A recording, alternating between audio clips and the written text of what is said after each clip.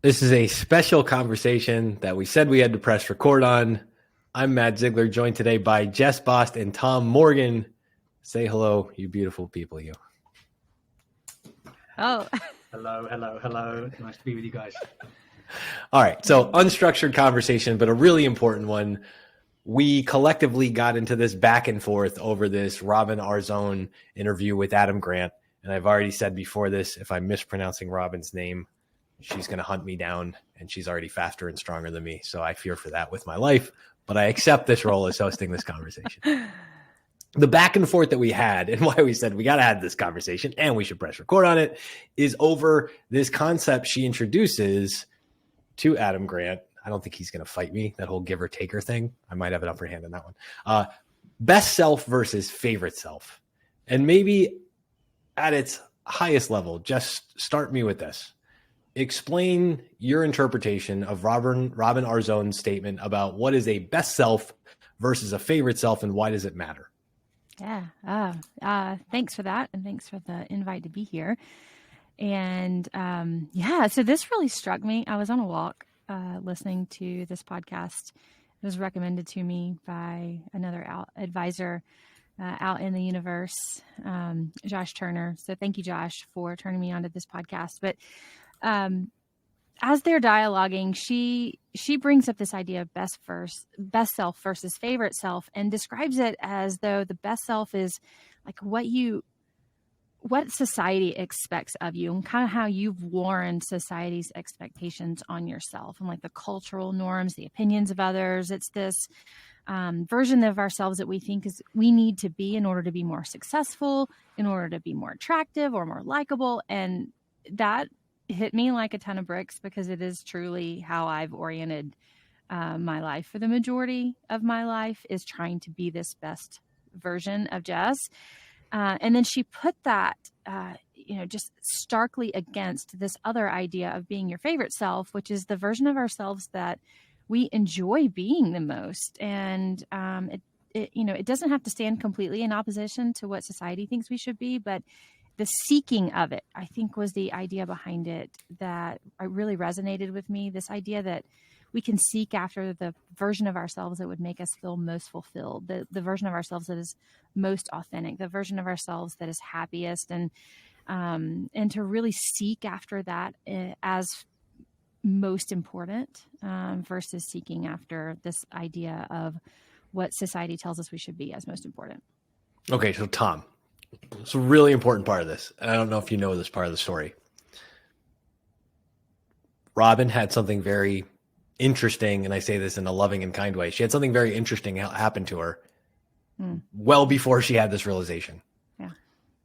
Working as a lawyer, she gets held up at gunpoint.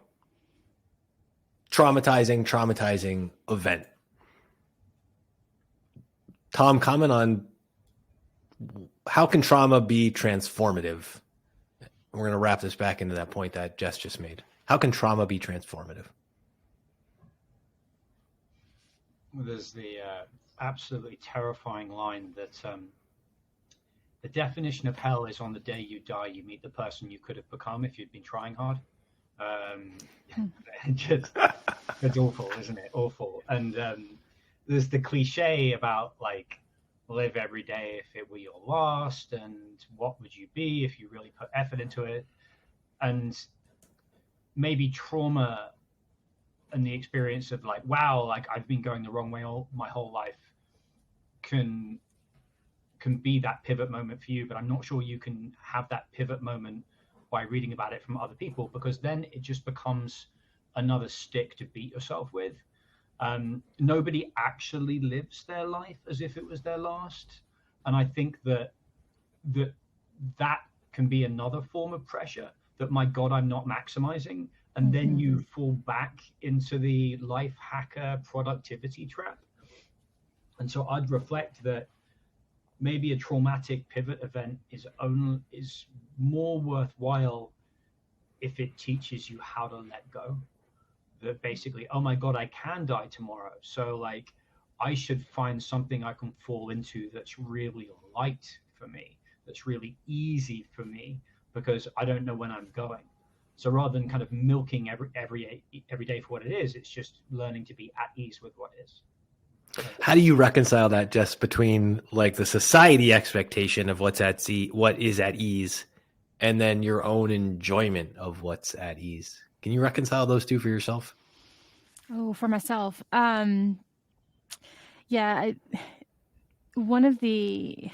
Another podcast, I think, that was also touched on this subject a little bit, that Dr. Huberman did, interviewed his guest about the idea of different selves within us and how there are many selves at war. And the description that he was given was in speaking with someone who was trying to be their most authentic self. And they were saying, well, the reason that I am being so straightforward about this, maybe even cruel about this is how I authentically, it was what I authentically believe about this. And so I need to tell you my truth, kind of a presentation, which we've heard before. And he was reflecting back on that and saying, well, there are many versions of self, right? There are many versions of you. So which one of those are you being at this moment? And is that one the one that you want to be in this moment? Is this the one that you want to present yourself as in this moment? And to bring it home to an analogy for me specifically, my 16-year-old is something that comes up very, very often in conversation, because I'm learning a lot about myself just through learning how to parent her in a way that brings out the best in her. But as I'm going into these moments with her where there's a lot of friction, I have the choice to be either the parent that is loving and kind and considerate of where she could be, and also the parent who really wants to hold a strict boundary over something that matters to me. And a lot of times those two are at war. And so I have to decide which one of those parents I want to show up as in that moment, and which one of those parents is the one that she might need in order to successfully bridge the gap between where she is and where, we've talked about she wants to be next. And so it's a lot of back and forth movements, but essentially it doesn't mean that there's only one version of me that not only that version can dominate my actions. It's a choice of which one inside of me do I feel best fully helps me and the person I'm working with at that time make it to the next step. It's so interesting when you have this encompassing view of all these selves, and part of me wants to push back on the war aspect of it, the warring selves. Another part of me just wants to say there's middle school lunchroom dynamics at play in all these selves. Tom, you've actually written and thought a lot about all these different selves and how they act out into different future combinations. Any comment on just that we contain multitudes? Yeah, I think there's lots of things. I think the first thing is to be a little bit compassionate with yourself in terms of stages of life. I'm a big Joseph Campbell fan. He's like, first you go and learn the rules, and then you can break the rules, and then you can follow your bliss, right? Is that the 20s and 30s for most of us, I think, is erecting that persona and learning a set of skills and having a strong container that then we can fill it with the person that we want to become. I think you really very rarely meet a person that from like 12 or 13 has a clear enough view into what they're going to become that they can start manifesting their potential from day one. And I think that in terms of the eternal family systems way to look at this, Matt, the way I think about it is that that ego building process gives you a set of skills. But around about midlife, you may be finding that those skills haven't been deployed towards something you find meaningful. And so then you invert them. And you're like, my ego's got all this stuff and it's in charge, right? My persona's in charge, but I feel dead inside because I'm not actually deploying that towards anything I feel strongly about. And then it's not an easy process of inverting it or even finding what it is to invert it. But like, I went through it. I used to sell equity research, which required a lot of pattern recognition, good communication skills, being able to get a lot of information across quickly. And eventually I stopped caring about equity research at all. But now hopefully I use those skills to communicate things I really, really care about to people that also really care about them. So I had this part of my character, which was this very abstracted intellect. And now I've deployed it in service of something which I think serves my whole as well as everyone outside of me a little bit better than it did. Okay, Jess, at 16, and we are not going to psychoanalyze 16, but please no. Yes, for all of us. Entirely different rabbit trail. We can't. We won't press record on that one. We're here for you on that. At 16, and I'm thinking specifically, and I think Tom, you said it earlier, something about the stick to beat yourself with. And I'm thinking about the trauma, but I'm thinking about the self-actualization that comes through these processes and the society expectations of what you'll let be shown onto you versus the personal favorite things. You get a lot of pleasure from exercising, from lifting heavy things. Yeah. Did you have that at 16? When did that come out of you? To Tom's point, it was in there, right? It was I was an athlete. I've been an athlete my entire life. Some of it at 16 was the fact that, ladies teams didn't spend a lot of time in the weight room, right? It just wasn't our native facility for training, whereas the football team was in there every day for hours. And so those societal messages of you don't need to lift in order to be a good athlete was an embedded idea for me that I never teased out along the way. I just accepted. And so at 28, when I started CrossFit and somebody handed me a barbell, it was almost like, wait, this is important now. And so you have to acclimate to the idea that this is an important part of being strong and healthy. And then along that way, realize, wow, I really love this. And so some of the reflection that I've done along the way over the last 12, 13 years since that moment that someone put a barbell in my hands was, how can I translate this down to a younger person? And so now my 16-year-old does lift. And she's actually very strong, can deadlift over 200 pounds as a 16-year-old. Clean 150. So she's amazing. And it's something that she's had as a gift now that I didn't have. So, all those kind of reiterations, reworkings, it was something that was always there as a piece of passion for me that eventually got tapped into. And to Tom's point, like that is the life cycle of being human, right? Is an introduction to something, a opportunity, a new way of looking at things. Does that resonate with something that was already there inside of you? How can I turn that into something that is meaningful for me? I continue to look at that at my 16-year-old now and have that same hope that I hold out for her as well, even though, she may not be passing math right now. It doesn't mean that she's never going to be a mathematician. It's always, I'm back to that same word, it's always at war. As to what is happening and what could happen and what potential versus where will we go with this? Tom, talk about choosing stress. So as opposed to the traumatic event, and maybe balance these two, the traumatic event choosing you versus you choosing the stress that helps you establish what you enjoy being the most. As Jess was talking, I was thinking about this random idea that I've always had from Carl Jung, which is, it's your future self that calls you. So we talk about having had these passions latent within ourselves. I did Brazilian Jiu-Jitsu for about 6 months and then eventually just quit out of depression and cowardice. And I walked past the gym every day for 4 years, pretty much, because it's 2 blocks from my house. And every time I walked past it, it was like, go back, go back, go back, go back. That voice in your head, just go back, go back, go back, go back. It took me 4 years. I went back and I've now been at it for 2.5 years. And much like CrossFitters, you can tell jiu-jitsu guys because they'll tell you within the first 30 seconds that they're into jiu-jitsu, even if you didn't ask them any questions about it, because it's like utterly euphoric. And I'm not sure I ever had that in me. I genuinely am not. I've never been an aggressive guy, a combat guy. I'm very, very poorly coordinated. So I've always wondered whether it's something inside of me that's from the future that is pulling me forwards towards a version of myself that I want to become, which I know violates all the way we think about time and space. But for me as a conceptualization, it's like with flows, we're always flowing in a certain destination, right? And we're not always this unfolding necessarily.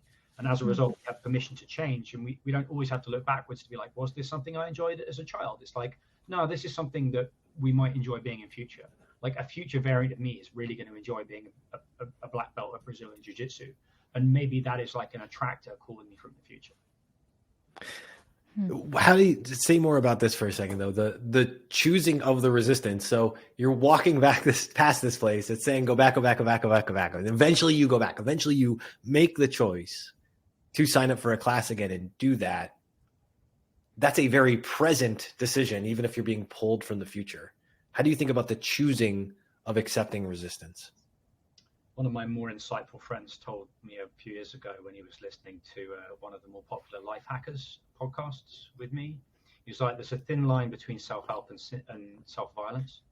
And I think you can actually tell when you're going about self-violence because it's coming from a grindy place. It's coming from a place where you're not enough, but if you do a bit more, you might get better.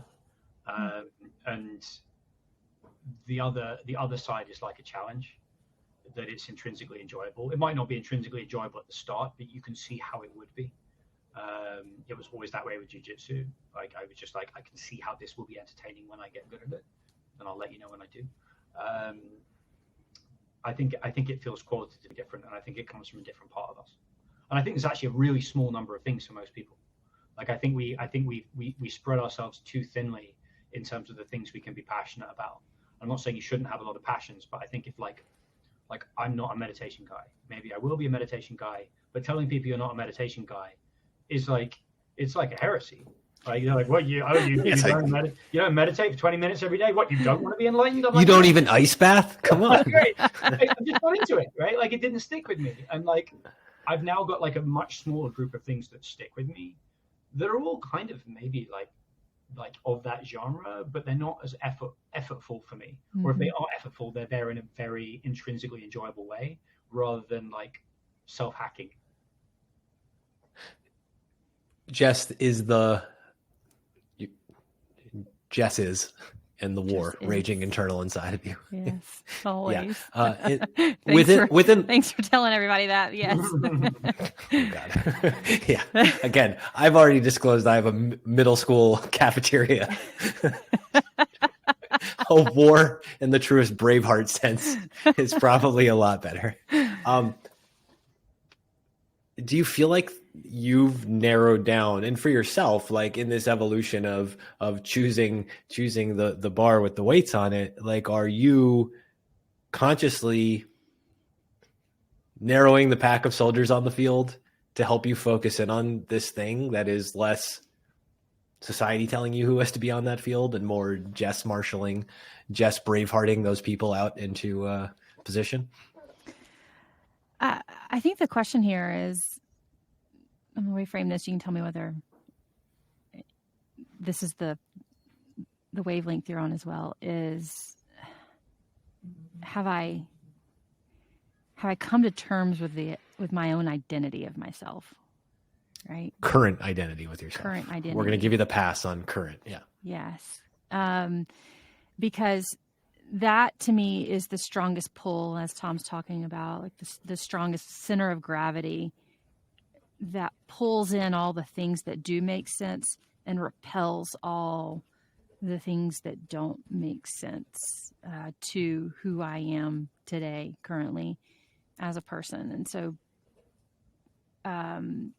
the sifting becomes a lot easier between meditation isn't for me, but these other things are for me if I know who I am and I like who I am and I'm good with who I am and I trust who I am. And so that piece of confidence, I think, that comes through knowing myself and knowing I am good with a barbell. I am capable of parenting the 16-year-old. I am. This thing helps repel the messages that don't belong, or that wouldn't fit, or that wouldn't be helpful toward that narrative. And so there's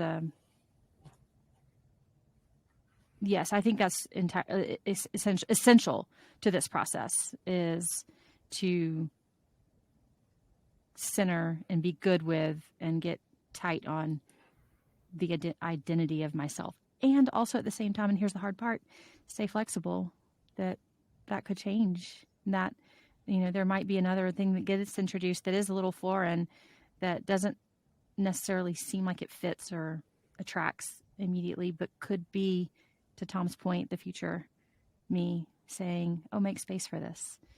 And so I'll give you one example of that. Lately has been, on the same topic, the same thread of fitness, is I was finding in the CrossFit gym that after a workout, I just was not recovering, and I have that Whoop band or other fitness trackers that tell me, like, hey, you're like, the next day my recovery was in the tank, and so red. It was pretty much everything I was getting after each workout.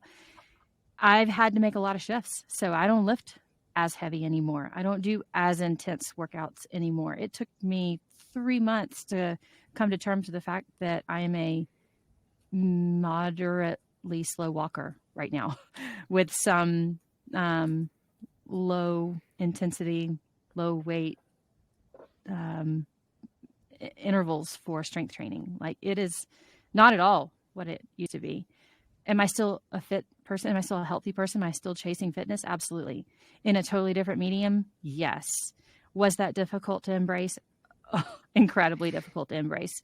But am I still a fit and healthy, somebody who is interested in being fit and healthy? Yes.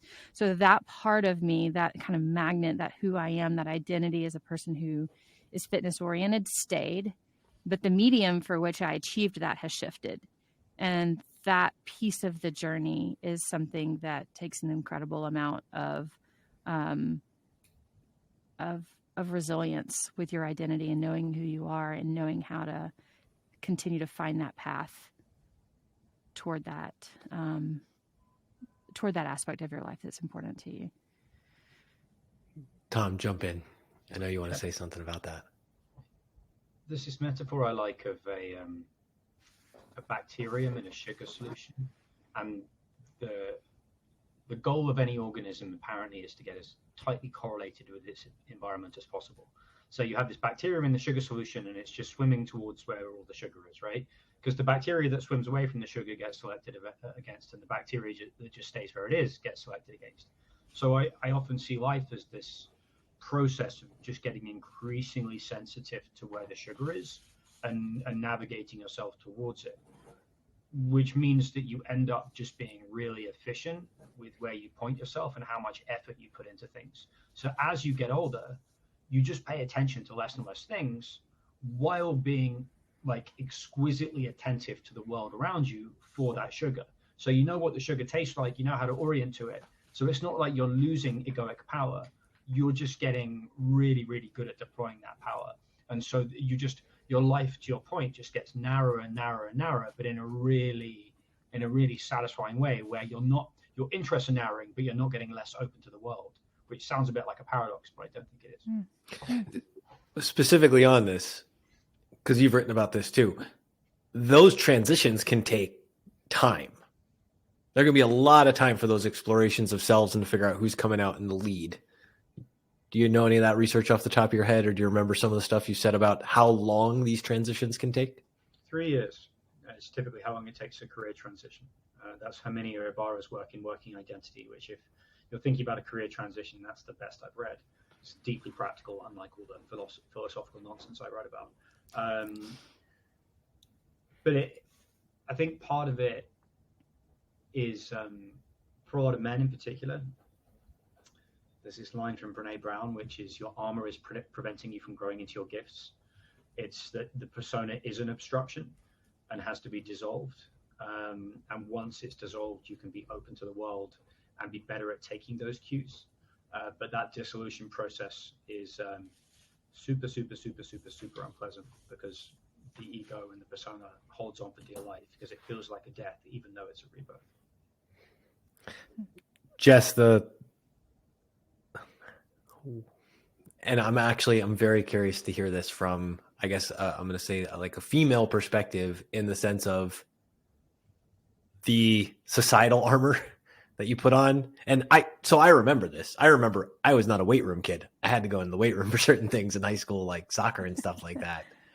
I have zero recollection of ever seeing a girl in my high school weight room in the 90s, ever. Like that was like, it might have well been like the men's weight room. And when you said this earlier, it really made me think that the armor as a limiter at the societal level and at the personal level, how'd you wrestle with that? Specifically with weight training? Start with weight training. You take it wherever you want. Okay. I'll reframe that into something that I've seen in my 11-year-old. So I have two girls, 16 and 11. 16-year-old is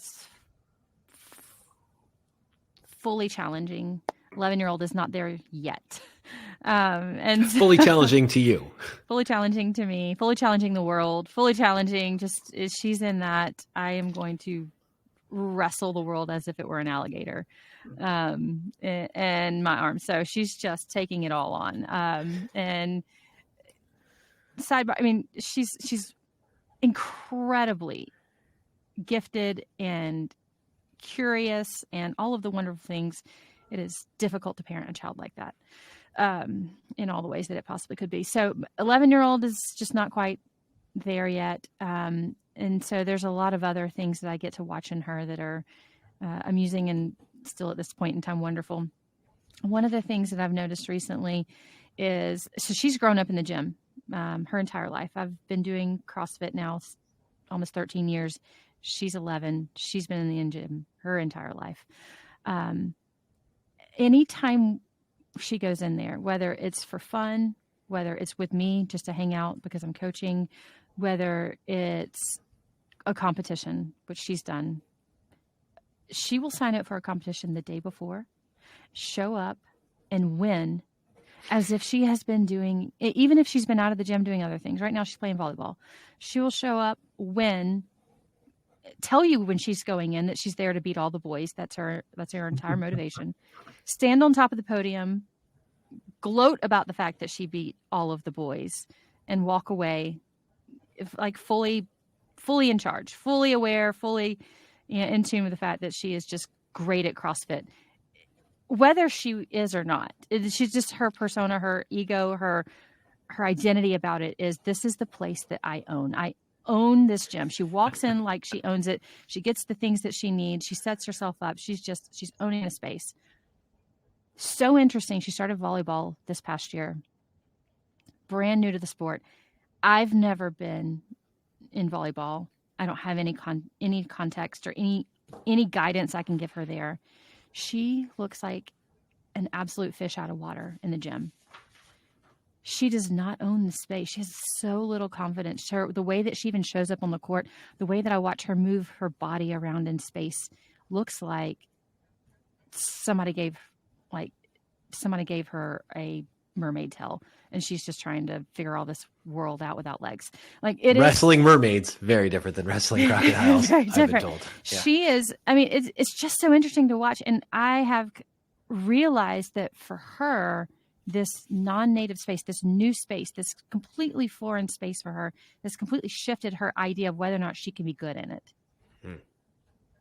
And we've come a long way over the past, I would say, 6 months of practices and games and competitions, to where she's a lot more comfortable now. But it is just so interesting to me, the difference between a place that she grew up in, a place that feels so familiar. The context for her is as if it were almost a second home, versus this place where she is equally capable. She is still as strong. She is still as mobile. She is still as athletic on the volleyball court as she is in a CrossFit gym, but she does not know it for herself.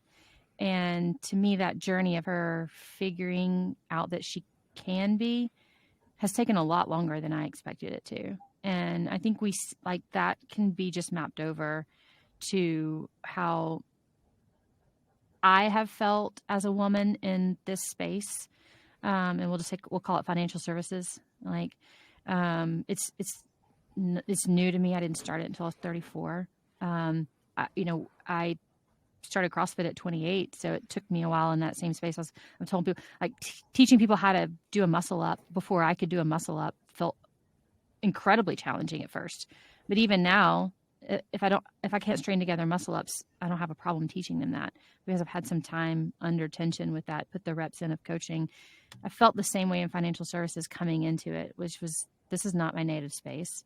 This is not even a woman's native space. Like the skills that I've built up to this point may translate, but I don't know how to translate them over yet. And so I'm watching and learning, but is my learning curve here maybe lengthier than if it were to seem like a native space for women or people like me?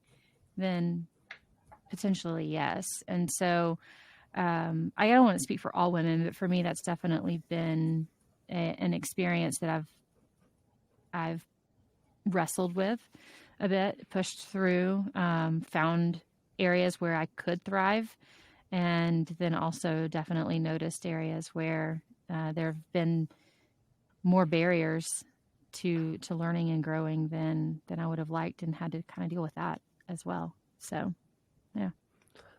That's so fascinating to me. And you're making me think, in telling the stories about your daughters and then you in different domains. And Tom, you've written and talked a lot about this.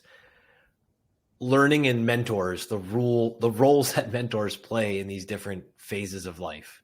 You don't have to psychoanalyze or take Jess or her family through any of this.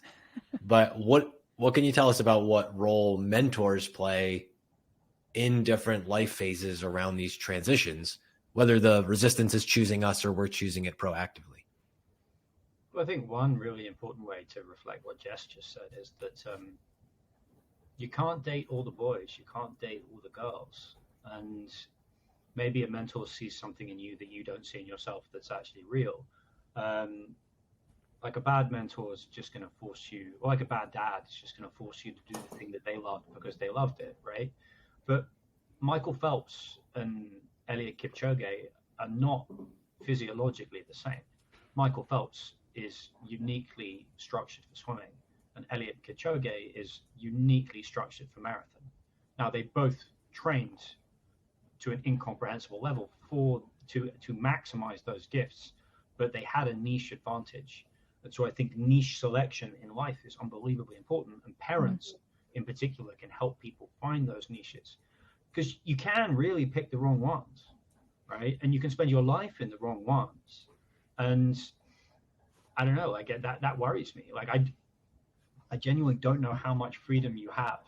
Like the idea that you come to reflect your niche, and your niche comes to reflect you. Like, how happy can you make yourself in a place that's wrong for you? And should you be constantly switching out of that place for something that just feels much more like play for you? But is that not challenging enough? How you manage to that like explore, exploit, I think about all the time, and I don't have. And obviously there's good mentors and bad mentors to guide your little bacterium towards the lump of sugar in the dishes that you put yourself in or find yourself in here. But what about the role that a good mentor can play in helping you navigate either a bad situation that you can't make the best of, or a good situation that you can make gooder? Oh yeah. Think about archetypes. Archetypes are archetypes for a reason. The king archetype gives people space, right? That's what defines it. The king archetype makes space for the feminine inside themselves and inside society. He's a patron that lets everyone else gifts flourish. And so I think like a good mentor and a good coach gives people space. I think specifically, right? Like my sister had a son that was very musically gifted, and in an academic family, she lent into that, and she, built him a studio in the basement, and now he could buy and sell the family 10 times over as a result of his success. And most people would assume that the kid going into music, that ain't going to happen for. But she creates the space and the circumstances and the garden for him to flourish. That's what I think a good mentor does, and that's what the king archetype has always done. Jess, how do you think about mentors, both acting as one, because I know you do in a professional capacity all over the place in all sorts of domains, but then also just you don't have to reveal any examples of people who have like pulled you along in these places, but mentors in different transitions and different phases of life. Two things. One is a blog post that I read a while back that's really stuck with me. Seth Godin, his daily blog is she doesn't make the flowers grow. It was kind of the title, and the idea was, they want to have the flowers have to grow themselves. Like they have to want to grow. She just provides, to Tom's point, she just provides the opportunity. She waters, she gives the light, but still the flowers have to do the work of growing themselves. So that's one piece of it where I do think that mentors or sponsors, even in a way, have this ability to create circumstances where people thrive or don't, but their own personal success is still due to whether or not they want to thrive. So that's one piece of it. The other piece is back to the volleyball.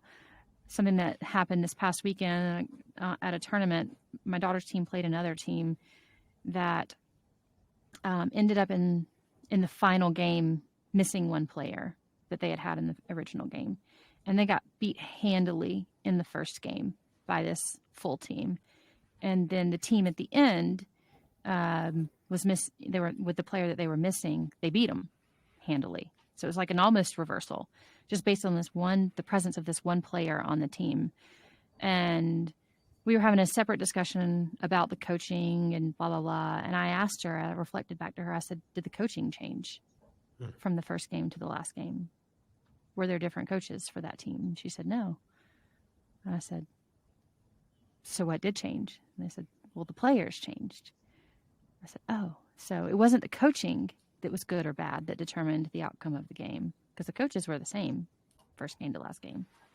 But something about the team dynamic, something about that missing player, something about how that shifted their ability to put together a win and play against y'all, and like that shifted the dynamic so strongly, that one missing player. And I was like, how can you work toward being that kind of player that lifts your team up? That, so it was just kind of like a separate lesson that we were talking about. But for me, the impact of that was, yes, the coaches matter, but it also, the work is being, the people who are doing the work, the ones coming together doing the work, maybe the team themselves still has such the opportunity to have such a powerful dynamic on the and the powerful play on the outcome of this that even surpasses the coaching or the mentoring or the sponsoring of that person. What's the difference between a hero acting alone and heroes acting together, Tom? How do you think about the combinatorial force of not necessarily the Marvel Cinematic Universe, but heroes in isolation and heroes combined? I think on the first hand, even the individual hero hasn't completed the hero's journey until they come back to the village with the boot, right? Mm-hmm. So even if that's at a tournament and that's collecting the trophy on the stand to bring home. Yeah. Go ahead. Keep going. So like our cultural definition of hero is wrong, right? It's someone who goes out and does some Herculean task, whereas the real meaning of the hero myth is someone that maybe learns something that helps the entire tribe and then comes back and tells them all. So even though it's a singular act of bravery, it only exists within the context of the whole. And then I don't think the hero stuff applies to the collective in any meaningful way, but I think that it was interesting to me that like the God of Self-Help, Jordan Peterson, his first book to me very much was like, you're on your own.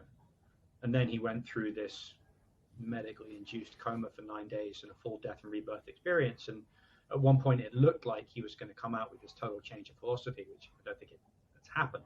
But in his book, like, there was a part that really moved me and almost moved me to tears, because it was so close to my own experience, that when you're going through that death and rebirth experience, there will be no piece of driftwood that you can hold that is strong enough to maintain your weight. And he says, you know, like, you will lose everything, and you will lose the ability to even rely on your own character. And then you will be reliant on the nurses around you. Then you will be reliant on your family. And you will not be able to do this on your own. So yeah, like, the hero's journey is probably an individualist cycle, but maybe at that death and rebirth, you have to be relying on something else around you. When you think in terms of teams or team sports, Jess, like, how do you think about it? Like, does the teams, when we ignore the coach, is it almost like you have this collection of like heroes and mentors and all those things that are elevating the group together? How do you think of them as a combination? Let me say this back to you, make sure I understand. If you assume that everybody on the team has their own kind of hero's journey, how do the dynamics of that work together for success? Yeah. How do they win? How does that elevate the whole group? How is 1 + 1 3 maybe? So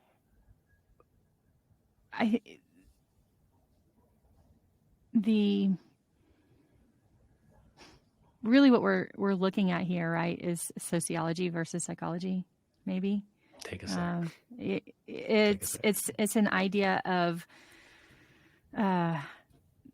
what are the dynamics of group and how are they different than the dynamics of the individual? What's important about that we need to notice and make space for, and some of that does go back to the individual piece of can we play and execute and move to the level of I have to do less in order for my team to win more, right? Or when are the moments when I have to do more in order for my team to win more? And how do I communicate well with the other people in this group in order to know when I'm doing more and when I'm doing less in order for our team to win more?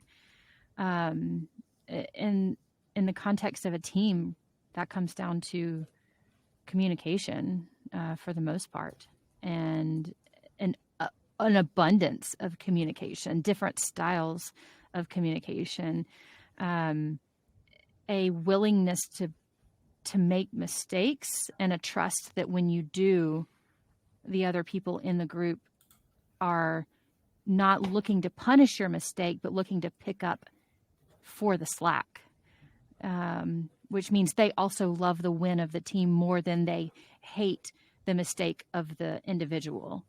And so these dynamics of covering for each other are developed, I think, on top of the skill of the game, and maybe even set as a foundation below the skill of the game.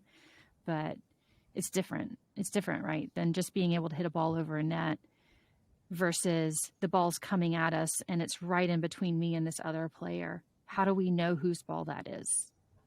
There's a lot that needs to happen before that moment in order to know, intuitively know whose ball that is, and whose responsibility it is to get to that ball. I was listening to a Whoop podcast where they're interviewing Patrick Mahomes' athletic trainer that's been with him for 20 years, maybe forever. Yeah. And he was saying that, when Patrick comes in, I actually tell him about the defensive line on the other team. And I tell him about those individual players, and I tell him which one of those are fast, and I tell him which one of those are strong. Because I want him to intuitively know in the game when somebody comes running at me, is he fast or is he strong? Because if he's fast, I need to run directly at him. There's no way I can outrun him. But if he's strong, I need to pull off to the side and get away from him. Because if he gets to me, he's going to tackle me, and I'm not going to be able to make it through. I'm not going to be able to break his tackle. So all of those idea, all those things are learned before that moment that it's needed.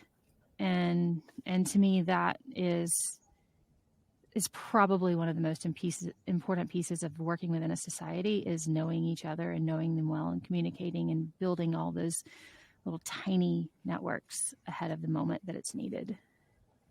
This interplay between hero and tribe back to hero. Yeah.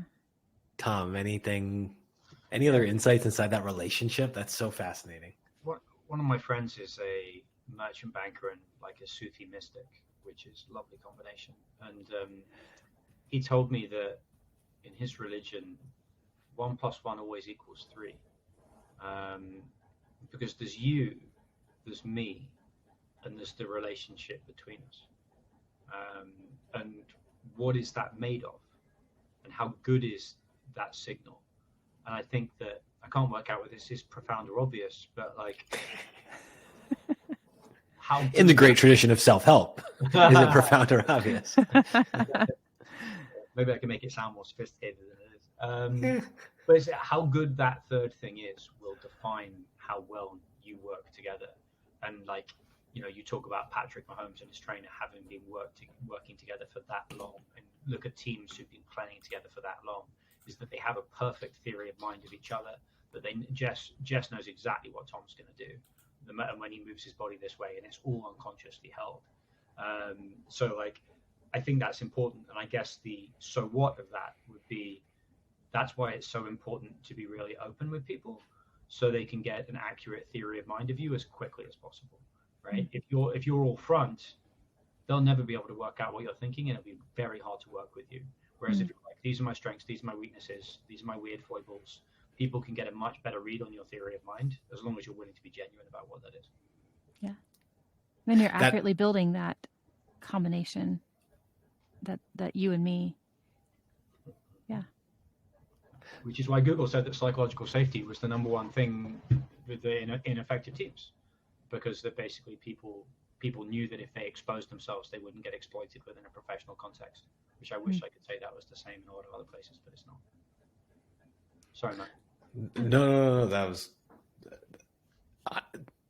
So I'm thinking back to where we started on this. Right. That expectation of creating psychological safety, that expectation of creating the, not just the 1 + 1 in the personal sense, but the 3, that extra in the space between us.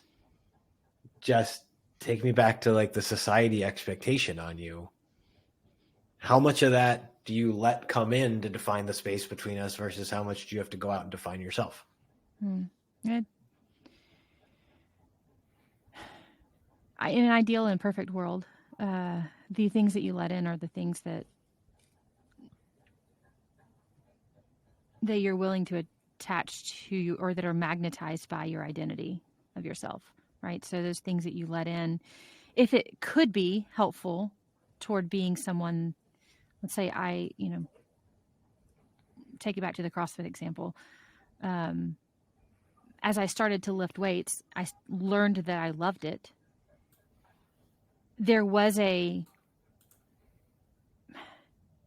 expectation within the world of CrossFit of becoming strong. You could see if you were watching social media, there was a really interesting turn, I would say, that started about 5-7 years ago, where there was a through line across social media where women were talking about being strong versus being skinny, right?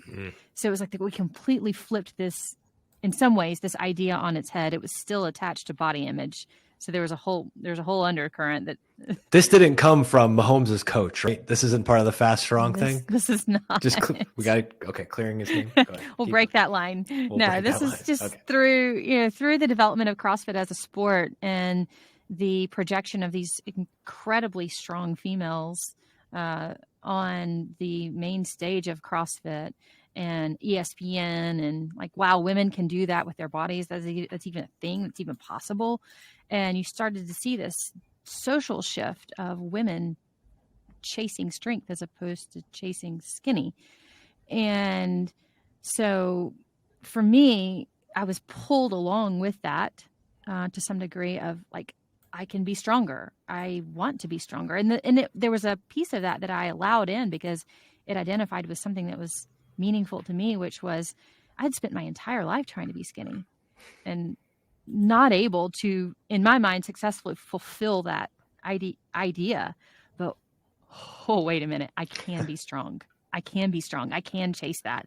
That is something that I can attach to my identity, that I can execute on, that I can fulfill, that does win awards or, you know, whatever it was. There was a time when I was competing where it was meaningful to be strong.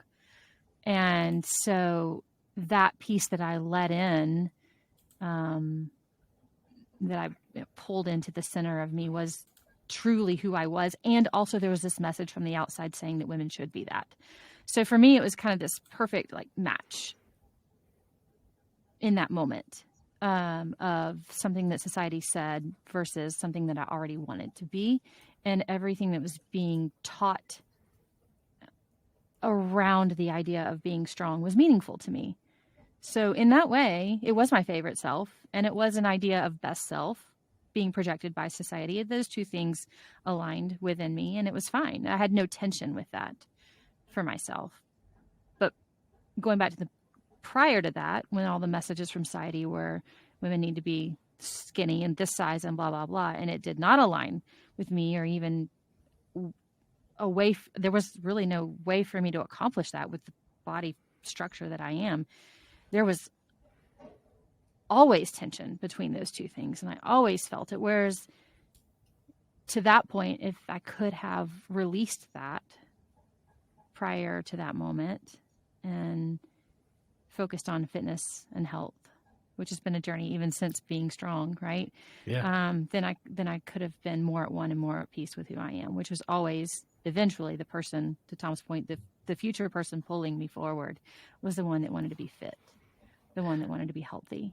And I got there eventually, but it was through some tension, and then through some excitement, and then eventually through fulfillment of the ultimate path. Tom, how do you see the balance between the tribe and hero Jess in that story? Like, what does it mean when those things do finally line up, when the treasure comes home and like, hey, I can achieve both of these things, and this is the me that I like, and you like me as this too? I think it speaks to ecosystem diversity. One of the interesting ideas was like, if you have a village of 150 people, you have one blacksmith, you have one musician, you have one carpenter, you have one farmer. If you don't fit those niches, you're not going to maximize what you got. 8 billion people connected by the internet. That's a lot of different niches. Like, that's a lot of different healthy places that you can occupy and get paid to occupy. And, when Jess is talking, she's like, you can be healthy skinny and you can be healthy strong. They're both healthy and they're both equally valid identities. And one of them, like, if you spend the rest of your life trying to be healthy skinny, you'd be miserable. And if a healthy skinny person spent the rest of their life trying to be a CrossFitter, they'd be miserable too, right? But you can extend that across almost every vertical. Physically, things are more limited, right? I think this is just a more limited range of options for us physically, based on like our makeup.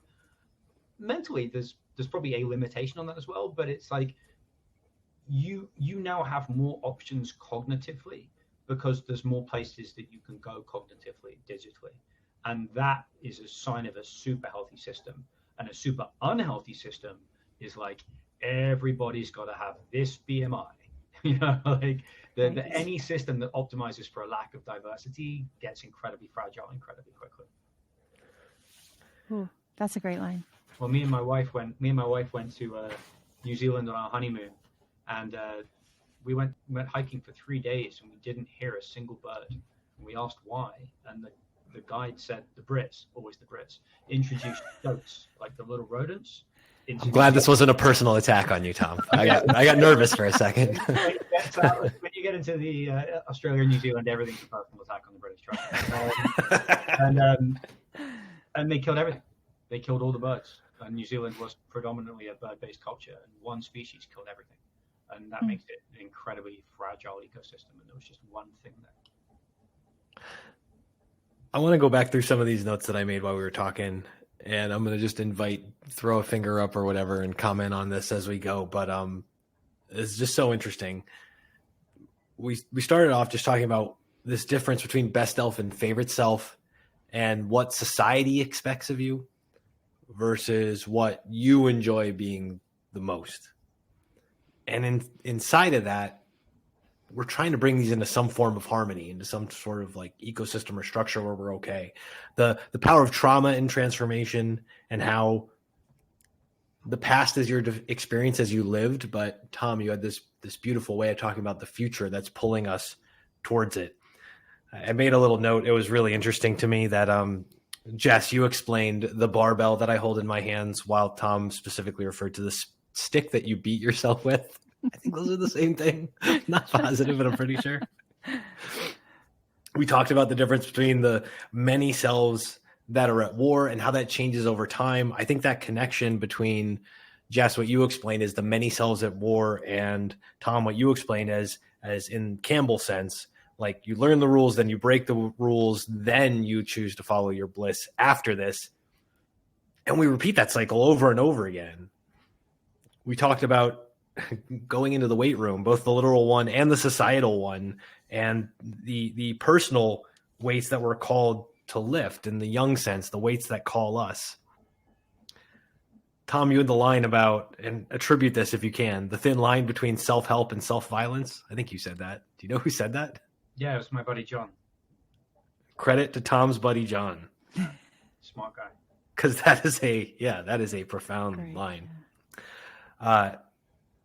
Wrapping back into Tom's point, Jess, you talked about the current identity as our center of gravity and what's pulling us in to make sense. That idea of the center of gravity and what makes us good and how it pulls us into the middle, because there's the identity inside of that. And that identity is always nested inside of this larger cultural system, this back and forth between the hero and the tribe. And Tom, you made this super important point, and Jess, you illustrated it with the story about the team. The hero goes out to do the great thing, but then has to complete the journey, return back to the tribe. You got to bring the treasure home. And that could mean in a team effort, I do the thing that advances the team's position, that doesn't punish me for going out and doing I didn't pass, but I scored. Okay, great. That still helped the whole team. We could bring the treasure home. And how important that balance is, because that's what shows up. I love this explanation of the formula. 1 + 1 always equaling 3. Not sometimes, but it always equals 3. In a way, maybe it could also equal -1, but it's about that extra thing you don't see is the relationship in between us. I think this is where I'm landing on this. I see this as two things to go all the way back to the top. You need ecosystem diversity. That's in the social construct. That's in the awareness of it. There's a million niches. There's a million things we can fall down. All the rabbit holes in the world in the ecosystem diversity. But then inside of ourselves, we need an ecosystem diversity. That's this desire to have these selves, organize them in a way that's productively moving us forward and becoming that version of our favorite self, even if it's fleeting. Thank you guys so much for having this talk. Thank you. Thank you for having me. Thank you. Thank you, Matt. Yeah. The one thing that I want to make sure that I say that I've thought a lot about since writing that post, and the reflections back to me and the interest that people had with it, was how to get from asking the question of what is my best self to who is my favorite self. And one of those questions, I don't know if it's the only question, I doubt it is. One of those questions I think is just asking the opposite of what you're currently doing or asking yourself now. So again, a story. 16-year-old with school right now, it's been tough overall, not just math, many other subjects. Finding the resolution and the motivation to finish. And it occurred to me one day to ask the question, or to at least for a moment stop the idea of she has to graduate in order to be successful. She has to graduate. We have to graduate. She has to graduate. And I asked myself, what if she doesn't graduate? And sitting with that, I realized wouldn't matter to me if she didn't graduate, as long as she was kind, as long as she was like proud of herself and the things that she was going after, as long as she was finding, to Tom's point, a niche that surprised and delighted and excited her for the future, and was working toward that being inside of a lane where she could express herself in the context of society in a meaningful way. As long as those values were still attached to the person that she was and was becoming and working toward, I didn't care if she graduated from high school. Like in the on the daily, in my heart, like in my like bones, I still struggle with the idea that maybe she doesn't graduate from high school. I still am hopeful that she will. It's a hard one to let go of. But even in the letting go of that, I realized what sifted through and landed was who she was and what was she about. What was she going to give back to the world? As long as those things were still moving in the context of her and her niche and her being as a person, as long as she could rise up out of that, rise through that, come through that with a good sense of who she was and who she wanted to be in the world, and the values of our family were intact through all of this, then I could let go. And that transition from best self to favorite self, I think, is a similar pathway of asking that question of what if I didn't fill in the blank of that best self idea. And once you can get at least to the point of sitting with that for a moment, what values land? What do I still want even if I didn't have that thing? What still matters to me? And if I had done that with my health and fitness journey, what still matters to me even if I'm not skinny? Oh, hey, it matters to me that I'm healthy. What still matters to me? Oh, it matters to me that, I can lift. Like whatever that still would have sifted through and been a part of me for the long run. I think that's an important piece. The letting go aspect inside of that. Both of you had different things you had to let go of and return to the tribe with. That's the self-reinforcing thing of, again, it's that social ecosystem and that personal ecosystem that when they're complementary, they make us stronger.